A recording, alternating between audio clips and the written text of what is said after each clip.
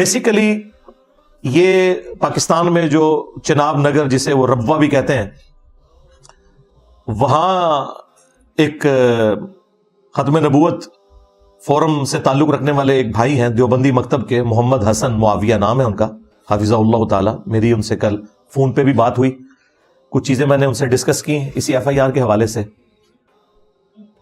انہوں نے اس حوالے سے یہ کمپین 2019 سے شروع کی ہوئی تھی کہ وہاں پبلکلی بھی قادیانیوں کے قرآن کا ترجمہ اور وہ جو حاشیہ ہے تفسیر صغیر وہ بانٹی جا رہی ہے. وہ آلموسٹ میں نے یہ 2-3 دن لگا کے ساری پڑھ لی ہے، تفسیر بھی اور قرآن حکیم کی. انہوں نے آیات کے جو ترجمے، جو کرٹیکل آیات 150-200 مجھے دیکھنی تھی وہ میں نے دیکھ لی. اس کے علاوہ اوور ویو بھی کیا. میرے نزدیک تو جو قادیانیوں کا ترجمہ ہے قرآن کا، جن جگہوں پہ انہوں نے صحیح ترجمہ کیا ہوا ہے اس سے تو ہمیں کوئی اختلاف نہیں ہے، لیکن درجنوں نہیں سینکڑوں جگہ انہوں نے صراحتاً قرآن حکیم کی تحریف کی ہوئی ہے اور کفری عقیدے لکھے ہوئے اس میں، تفسیر کے اندر بھی اور ترجمے میں بھی انہوں نے اس کو ٹیمپر کیا ہے. اس میں کوئی شک نہیں ہے. یہ علیحدہ بات ہے کہ ہمارے اہل سنت میں بریلوی، دیوبندی، اہل حدیث اور شیعہ، انہوں نے بھی قرآن کی تحریف کی ہوئی ہے، ترجمے میں بھی اور تفسیر میں بھی. دسنا ہوا میں آج یہ بھی دسنا ہوا، پابندی لگے گی سارا دن وہاں گا. ہاں سیدھی جی گل ہے، کوئی نہیں بچے گا. اچھا، لیکن وہاں یہ ذرا بلک میں گندگی پائی جاتی ہے، تو وہ وہاں پہ بانٹ رہے تھے عوام الناس میں بھی اور کلوز حلقوں کے اندر بھی. اور مجھے جو انہوں نے جو اس ایف آئی آر کو درج کروانے والے بھائی ہیں انہوں نے بتایا کہ 1500 سے زیادہ نسخے ہم نے ریٹریو کیے ہیں مسلمانوں کی مساجد سے. ظاہر ہے وہ لوگ گفٹ لے جاتے تھے، گھروں میں تو ترجمہ والا قرآن کون رکھتا ہے، پڑھنا ہی نہیں ہوتا کسی نے، تو وہ جا کے مسجد میں رکھوا دیتے تھے. 1500 نسخے مسلمانوں کی مساجد سے، بریلوی، دیوبندی، اہل حدیث کی مساجد سے وہ نکلے ہیں. لہٰذا یہ معاملہ اتنا سادہ نہیں ہے کہ وہ صرف اپنی کمیونٹی کے اندر اس کی تبلیغ کر رہے تھے، بلکہ عوام الناس جو مسلمانوں کی ہے ان تک بھی یہ تفسیر پہنچی ہوئی تھی. باقی گمراہی اس سے کوئی نہیں پھیلنی. اس کی وجہ یہ ہے کہ مسلمان تو اپنا ترجمہ نہیں پڑھتے، ان کا کس نے پڑھنا ہے؟ ہاں، وہ سانو کوئی ٹینشن نہیں، بے فکر وہ. تو لیکن بہرحال ایک گمراہی تو پھیل رہی تھی، تو انہوں نے اس مقدمے کو اٹھایا. 2019 میں ایف آئی آر درج کروانے کے لیے ایپلیکیشن دی، لیکن وہی کوئی ایف آئی آر درج نہیں کر رہا تھا. اس کو مختلف قانونی معاملات میں ڈالتے رہے، مختلف کمیٹیاں بنی، کرتے کرتے اس بندے نے ایفرٹ کر کے بالآخر 2022 میں کامیاب ہو گیا ایف آئی آر کٹوانے پہ. 2019 سے 22 ہو گئے. ٹھیک ہے جی، ایف آئی آر کٹ گئی. اب ایف آئی آر کے اندر باقاعدہ لکھا ہوا ہے کہ اس کے اوپر جو مقدمہ ہے وہ قرآن ایکٹ 2011 کی روشنی میں کاٹا جائے. 2019 میں ایف آئی آر کے لیے ایپلیکیشن فائل ہو رہی ہے اور ایف آئی آر کاٹی جا رہی ہے 2022 میں. لیکن پھر بھی اس میں لکھا ہوا ہے کہ 2011 کا جو قرآن ایکٹ ہے اس کے مطابق جو ہے نا وہ یہ مجرم ہے بندہ جو بھی یہ سارا کچھ کر رہے ہیں. اب جب سپریم کورٹ میں یہ پہنچی ہے، نچلی ساری عدالتوں سے اس کی ضمانت کینسل ہوئی، انہوں نے تسلیم کیا اور وہ ابھی تک قائم ہے کہ میں تقسیم کرتا ہوں. وہ اپنے جرم سے بھاگا بھی نہیں ہے. ظاہر ہے اس کا تعلق قادیانی اقلیت سے ہے. الٹیمیٹلی جب سپریم کورٹ میں پہنچا تو سپریم کورٹ نے بجائے یہ کہ ایف آئی آر کو ذرا غور سے پڑھتے کہ اس پہ لکھا کیا ہوا ہے، وہ کسی اور طرف ہی چل پڑے اور انہوں نے کہا جی یہ تو دیکھیں ایف آئی آر 2022 میں کاٹی گئی ہے اور جو قانون ہے وہ تو بعد میں اپلائی ہوا ہے، اس کے اوپر مسئلہ 2019 کا ہے، یعنی جرم 2019 کا ہے. اگرچہ ایف آئی آر 2022 میں کاٹی گئی لیکن جو قانون ہے وہ 2022 کا ہے اور 2022 کا قانون 2019 کے جرم پر اپلائی نہیں ہو سکتا. بالکل ٹھیک ہے، لیکن بات اتنی سادہ نہیں ہے. 2019 میں جو ایف آئی آر کے لیے اپلیکیشن دی گئی ہے اس میں لکھا ہوا ہے کہ قرآن ایکٹ 2011 کے مطابق اسے سزا دی جائے. لہذا 2019 سے بھی 8 سال پہلے کا وہ قانون ہے اور یہ پلی لے رہے ہیں 2022 کے قانون کی. بھائی 2011 کے قانون کی وہ پلی لے رہے تھے اور اس قانون میں 3 سال سزا تھی. 2022 میں تو وہ سزا بڑھ کے 9 سال ہو چکی ہوئی ہے. انہوں نے کبوتر کی طرح آنکھیں بند کر لی اور کہا کہ جی جرم ہوا 2019 میں، قانون بنا ہے 2022 میں. نہ، قانون 2022 میں نہیں بنا، قانون 2011 کا ہے اور ایف آئی آر کے اوپر لکھا ہوا ہے. کوئی اندھا بھی پڑھے نا اسے پتا چل جائے گا. اور پھر کہا کہ اچھا وہ بھی مان لیا جائے تب بھی 6 مہینے اس کی سزا بنتی ہے. نہ 6 مہینے نہیں بنتی, 3 سال سزا ہے 2011 کے کیس میں, اور 6 مہینے نکالے ہیں 1932 کے انگریزوں کے زمانے کے ایکٹ کے, اور ایف آئی آر پہ 1932 لکھا ہی نہیں ہوا, 2011 لکھا ہوا ہے. اور فیصلے میں کہہ رہے ہیں کہ جرم 2019 میں ہوا اور قانون بنا 2022 میں. 2022 میں قانون نہیں بنا, قانون تو 2011 کا ہے. اور جو جنرل قانون ہے وہ تو ہمارے آئین کے اندر موجود ہے, وہ تو اس سے بھی پہلے کا ہے, اور 1993 کا تو تفصیلی فیصلہ ہے جو پریس ریلیز میں انہوں نے پھر بعد میں مانا. سمجھ رہے ہیں نا کیا دو نمبری ہوئی ہے؟ تو وہ 6 مہینے والی سزا نہیں ہے, 2011 کے ایکٹ کے تحت 3 سال کی سزا ہے, اور 2022 کے تحت 9 سال کی ہے. چلو 2022 والی نہ دو, 2011 تو 2019 سے پہلے آتا ہے نا. لیکن اس سب کو اوور لک کیا اور پھر رخ دوسری طرف پھیر دیا کہ جی پاکستان میں اقلیتوں کے حقوق ہونے چاہیے. بالکل اللہ کے فضل سے سپریم کورٹ کی تو آپ جرت ہوئی ہے نا یہ بات کرنے کی.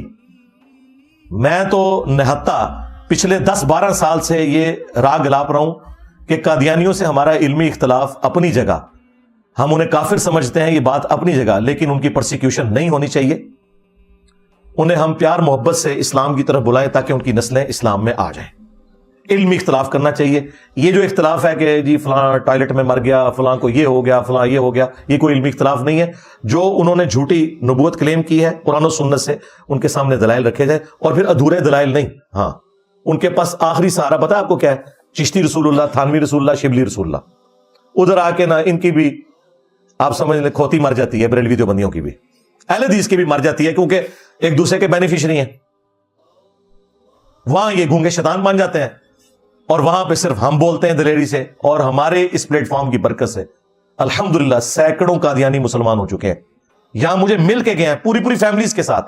اللہ کے فضل سے میں نے کبھی اپنے ساتھ بٹھا کے ایک ویڈیو بھی نہیں بنوائی چندہ بٹورنے کے لیے, کیونکہ ہم نے کوئی یہ چندہ بٹورنے کا پلیٹ فارم تو نہیں رکھا. نہ ہماری کوئی چندہ بک ہے, نہ کوئی مسجد ہے. نمازیں آپ کے پیچھے پڑھتے ہیں, چندے آپ کو دیتے ہیں,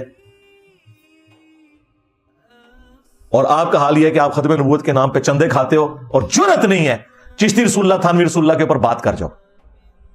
دیکھو میں نے تمہارے ہر پبلک کے فرد تک یہ تمہارے بڑوں کا جرم پہنچا دیا ہے. یہی وجہ ہے کہ وہ پبلک تمہارے بزرگوں کو چھوڑ کر رسول اللہ کے ساتھ اٹیچ ہو گئی ہے صلی اللہ علیہ وآلہ وسلم, ہمارے اس پلیٹ فارم کی برکت سے.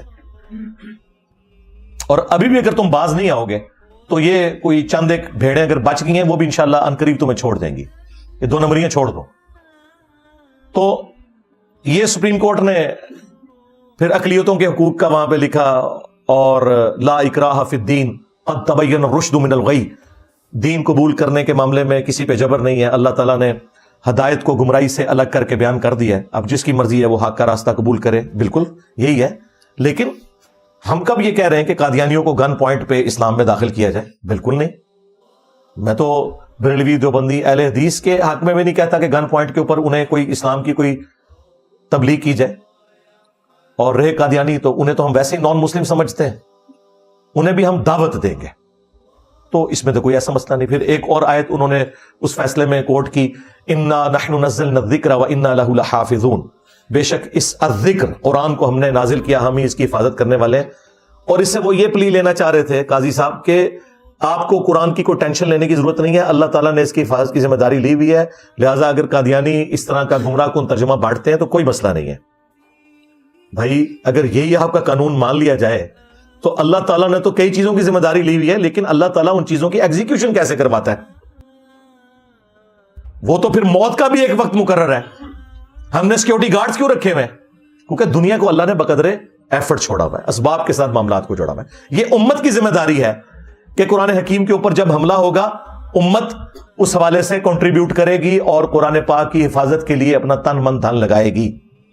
رسول اللہ کے بارے میں قرآن میں آیا انا کفیناک المستہزئین, اے نبی صلی اللہ علیہ وآلہ وسلم آپ کا جو مذاق اڑانے والے لوگ ہیں نا, ہم آپ کو کفایت کر جائیں گے ان کے مقابلے پر. تو کیا اس کا مطلب کوئی آیت کا یہ لے گا کہ اگر رسول اللہ کی کوئی گستاخی کرے تو اللہ تعالیٰ خود بدلہ لے لے گا اور ہم نے کوئی قانون ایگزیکیوٹ نہیں کرنا اس کے اوپر, یا اسے نہیں سمجھانا؟ کتنی نانسنس بات ہے. دنیا میں قانون اسی لیے بنائے جاتے ہیں نا, اللہ تعالیٰ نے دنیا کو اسباب کے ساتھ جوڑا ہوا ہے.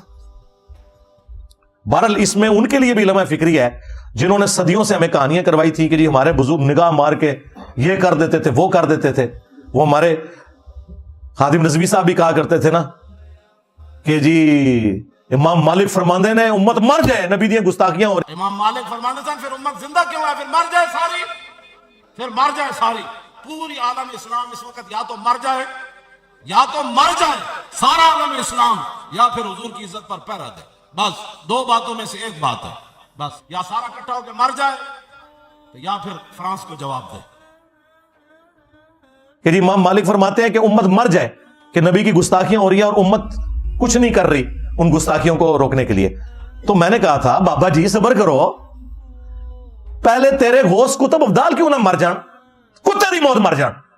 कि अगर उनके पास ये इख्तियार था कि कल तक तो वो निगाहें मारते थे, आज वो निगाह मार के यूट्यूब से, फेसबुक से, बाकी सोशल मीडिया से रसूलुल्लाह के खिलाफ वीडियोस नहीं डिलीट करवा सक रहे, ऐसे गौस कुतुब अब्दाल कुत्ते की मौत मर जाए। बिल्कुल बाबा जी मैं तुम्हारे साथ हूं, उम्मत को ना मारो, उम्मत तो बेचारी लाचार है। तुम्हारे बाबे तो बड़े निगाहें मारते थे, आज किधर मर गए, इसका मतलब है तुमने झूठ बोला था। या तो ये मानो या ये मानो कि सबसे बड़े गुस्ताखे रसूल है। ओ बंदा लभो जिदी ड्यूटी है जिथे यूट्यूब दी हार्ड डिस्क पईयां ने, सब तो पहले मैं 295C ओदे ते लवावांगा। गद्दारा, तूने अपने नबी के नाम का कलमा नहीं पढ़ा हुआ था? आज जब रसूलुल्लाह की शान में गुस्ताखाना फिल्में अपलोड हुई हैं, तू किधर मर गया है? इमाम मालिक फरमाते ने उम्मत मर जाए, तेरे गौस पहले मरन, तेरे कुतुब मरन, तेरे जाली औलिया मरन पहले, निगाह मारने वाले। उनका हाल तो यह है कि वो और उनके मानने वाले हमारे एक नारे की गज से ही मर गए। मेरा नबी सा है ही कोई नहीं, तेरे बाबे थे शाह ही कोई नहीं। तो ये अपनी जगह है भाई। साथ साथ इंजीनियर साहब आप सिर्फ ना मुल्हिदीन पे, काफिरों पे काम किया करें, अपनों को छोड़ दो। और तुसी मुनाफिक हो, काफिरों से हमें वो खतरा नहीं है जो इन मुनाफिकीन से है। कादियानियों से हमारा क्या इख्तिलाफ है कि तुमने अल्लाह रसूल का नाम लेकर मुनाफिकत करके इस्लाम की पीठ में छुरा घोंपा है, यही है ना? कादियानी कहां से निकले हैं? क्या हिंदुओं में से निकले हैं? क्या क्रिश्चियंस में से निकले हैं? वो नहीं, हनफी सुन्नियों में से निकले हुए हैं। गुलाम अहमद कादियानी हनफी सुन्नी था, आज भी वो हनफी है, बगैर रफुल यदैन के नमाज पढ़ते हैं। ओए बरेलवियों देवबंदियों, तो आड़े यार नमाज पढ़ दे जे। हाँ, बुखारी मुस्लिम में जो नमाज का तरीका लिखा हुआ है, रुकू में जाते वक्त और रुकू से उठते वक्त रफुल यदैन, उस तरह नमाज नहीं पढ़ते। और तो आड़े पर आ जाए हनफी देवबंदी, हनफी बरेलवी, हनफी कादियानी। उनके खलीफा की अपनी वीडियो रिकॉर्ड है कि हम हनफी हैं। You follow generally Imam Abu Hanifa's fatwa were very largely accepted by the ulama, and unless we find reasons to disagree with him, we would generally follow the fiqh Hanafiya. Investigate personally directly, the overbearing principle should be that you follow Hazrat Imam Abu Hanifa. This is entirely to the Jamaat. इनमें से निकले मैं। तो इसने जो गुमराही फैलाई, हमें इसके ऊपर गुस्सा आता है। इसलिए आता है कि इसने इस्लाम का नाम लेकर इस्लाम को नुकसान पहुंचाया। बिल्कुल इस तरीके से थानवी रसूलुल्लाह, चिश्ती रसूलुल्लाह, इस तरीके से बाकी बुजुर्गों ने जो जो खत्म नबूवत पे डाके मारे, हमें भी उन पे गुस्सा आता है कि तुम लोग मुनाफिकत कर रहे हो। पहले घर की सफाई होगी। काफिरों को हम किस मुंह से इस्लाम की दावत देंगे जब इस्लाम का जनाजा निकालने वाले इधर बैठे हुए? तो इंशाल्लाह उम्मीद है काजी साहब ने जो रिव्यू पिटीशन लगाई हुई है उसमें इसको एड्रेस कर दिया जाएगा। और अगर ये एड्रेस ना हुआ तो हम तो इस जख्म को छीलते रहेंगे बार बार जब तक कि सुप्रीम कोर्ट बैक फुट पे ना चली जाए। इस हवाले से प्लस हम उनसे यह भी रिक्वेस्ट करेंगे कि जो मुसलमानों की किताबों में कुरान हकीम के अंदर तहरीफ की है मुसलमान उलमा ने, बरेलवी, देवबंदी, अहले हदीस, शिया ने, उनकी भी इस्लाह की जाए, अदरवाइज उनके ऊपर भी पाबंदी लगाई जाए। हाँ, हमें नहीं ये वाले तर्जमे चाहिए जिसमें रसूलुल्लाह की शान में गुस्ताखियां हुई हो और तौहीद का जनाजा निकालने की कोशिश की गई हो।